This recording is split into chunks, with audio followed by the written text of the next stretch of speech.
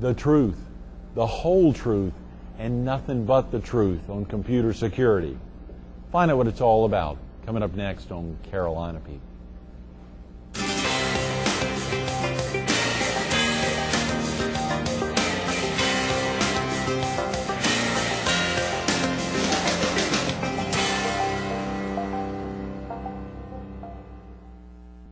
Good morning. Welcome to Carolina People. This morning we're at the Holiday Inn West on the Waterway, right next door to the newly opened Hard Rock Park.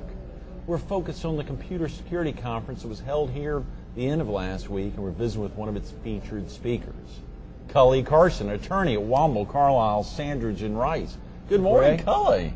Good morning. Thanks so much for coming in to kick off the week and to highlight y'all's very successful conference just held here, the second annual Computer Security Conference 2008, just last week. That's right. Well, thank you very much for having me. It certainly was a pleasure last year, and it's great to be here again. Yes, this is your now third time on the show, but second time on this topic. Of course, you were with us last year here with when John Stamey, Dr. Stamey, who's the general chair of the conference, was with us, and John Kibler, who'll actually be with us tomorrow. We're real excited about it. Of course, later part of last year, you were with us at Puckett, Sheets, and Hogan. That's right. And we were focused on some of the lead building standards and in both the Carolinas and throughout the country, which is another thing you've got your hands in, Culley. That's right. That's right. That's right. Well, I've got a bit of a diverse background, so I pull from a lot of different areas in terms of my interests, and then Right. and so my practice is similarly varied. So, which is great. I enjoy being able to have a lot of different areas to really kind of to look into. And your office of the firm is located in one of the tech capitals of the world, the Research Triangle Park, right there in the heart of the Triangle, Raleigh-Durham, Chapel Hill area of North Carolina. Pretty exciting place to be located, focused on computer security and data protection and privacy protection. A lot going on in that area of the world. Absolutely. No, the Research Triangle Park is one of the really cutting edge areas of the country. Right. You look at Silicon Valley, you look at really Research Triangle Park is right up there in terms of the numbers of Fortune 500 companies that you have right there in the Triangle. It's amazing. It's amazing. And their staffing levels in the Triangle, it's not like IBM just has a couple hundred folks there. I mean, they're a Fortune 500 That's company, right. or even Fortune 1 or 200.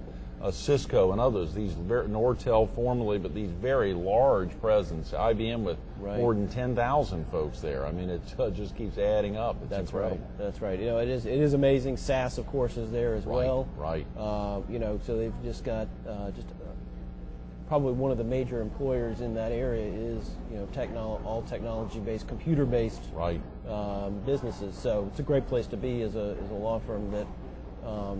As one of our focuses is technology law and computer law as well. Womble, Carlyle, Sandridge, and Rice. A lot of folks know it as Womble, Carlyle, or probably even Womble. I think WCSR.com, a great website. I think recently they were recognized on the technology side for their own website. That's right. For 2 years running now, they've had the best website in North Carolina and South Carolina. So in the large law firm category, we've got 500 lawyers from Atlanta to Delaware. So so we certainly have a large presence, but our internet presence is being lauded as one of the best. So that is tremendous in the large law firm category, but even across the board, large, small, otherwise, it's a tremendous website. A lot of great information on there. I even checked it out last year, not long after your interview, to see the site, and saw a heck of a lot of information for normal folks that would go and visit, not just for clients, but stuff of interest, white papers, for instance, stuff of interest for folks all over the world. Yeah, no, and that's really one of the things that distinguished our site from others was we've got podcasts, we've got the white papers you mentioned, and then just being very sort of user-friendly, I think, as well. So it's really, as well as blogs, where there's a number of blogs on the site as well that I participate in, and others, other attorneys throughout the firm, which gives people current, up-to-date information on specific topics. So. Absolutely. How long have you been at Womble, Carlyle, Culley, and what prompted you to join the firm? Did you have any ties to the Triangle? I've been with the firm now for about 2 years. Oh, It'll great. be 2 years in June.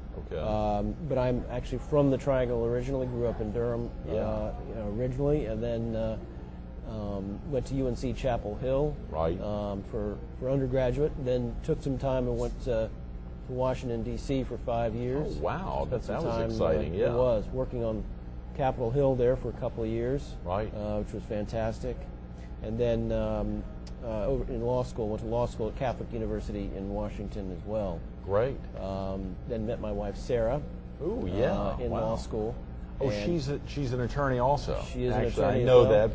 But for viewers who've never seen you, I want to make sure they have a chance to really get to know you. Your wife's an attorney also. That's right. She is an attorney, and right now she's with our boys at home, but she is also in the process of getting her license in North Carolina. Good. Basically, we've only been here now for 2 years, so it takes some time to get that process completed. Right. So she's doing that, and then doing some writing herself on as well. Writing, really? Yeah. What kind of writing, Culley?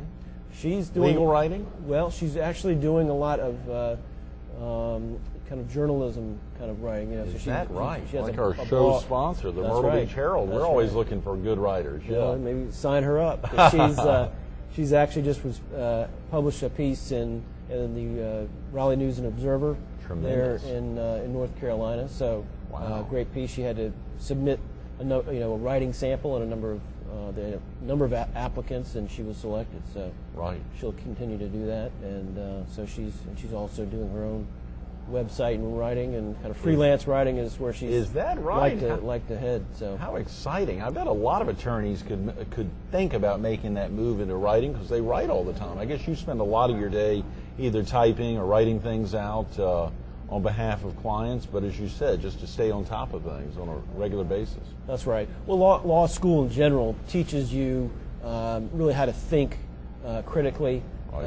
and that you can really apply that skill set in anything that you do. Sure. So even if you don't necessarily practice law, having that background really gives you the ability. And what she's doing is sort of doing some product reviews. Right. So that gives her the ability to sort of really critically think about the product, and you can, as I said, you can apply it across really anything that you do. So Absolutely. it's a great skill set to have. You said she's at home with the boys. That She means is. you've got more than one, and I assume you're talking about your sons, That's not your right. dogs. Yeah. No, we've got two boys, Yeah. Culley and Will.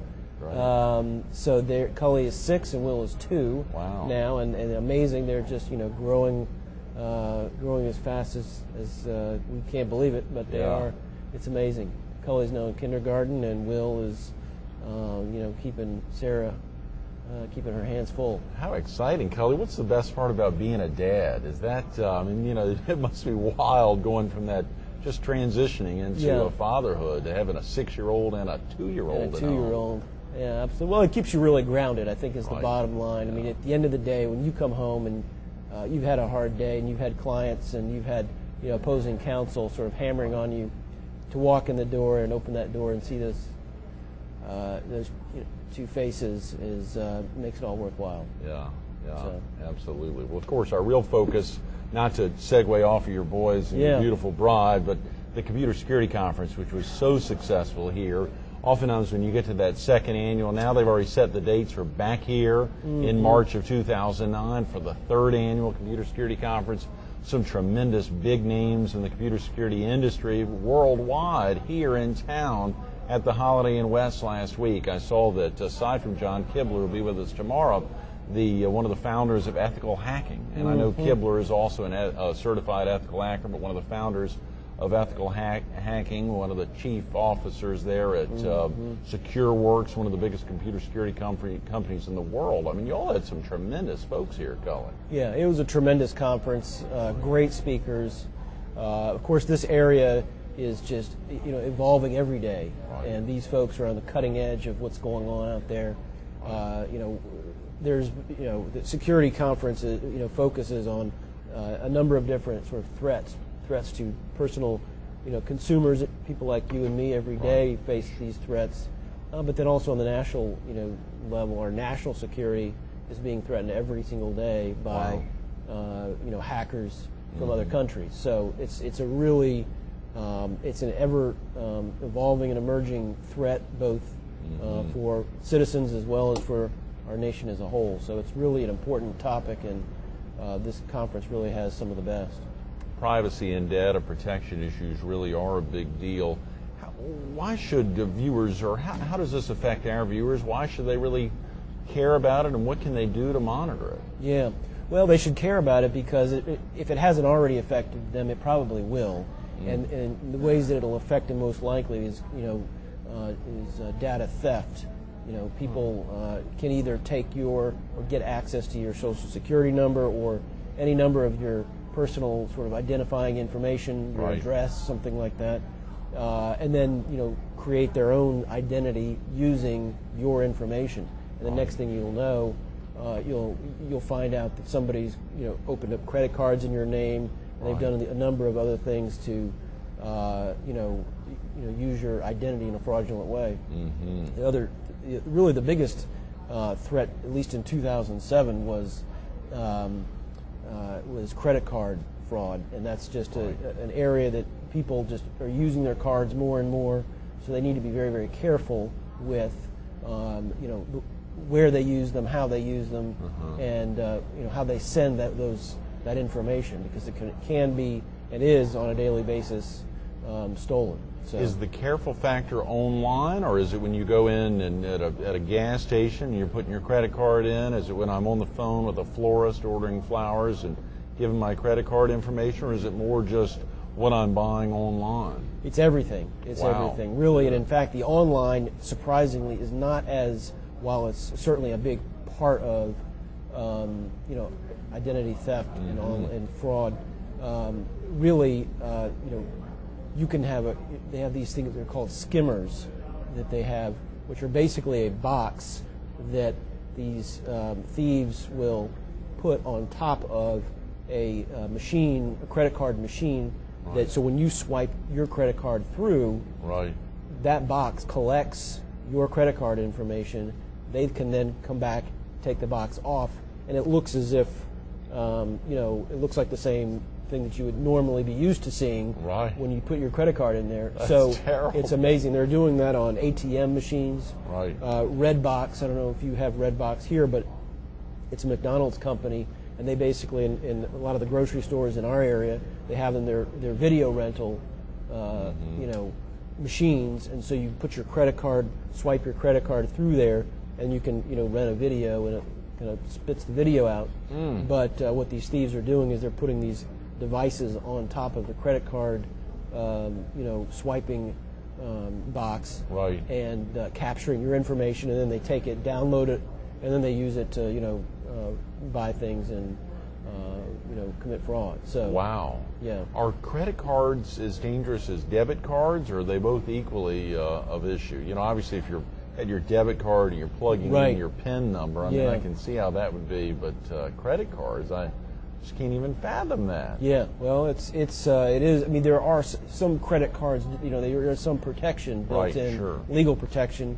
American Express, others, will have some limits on the amount that you'll be exposed to. But at the same time, it can be, at the end of the day, a big headache if nothing else.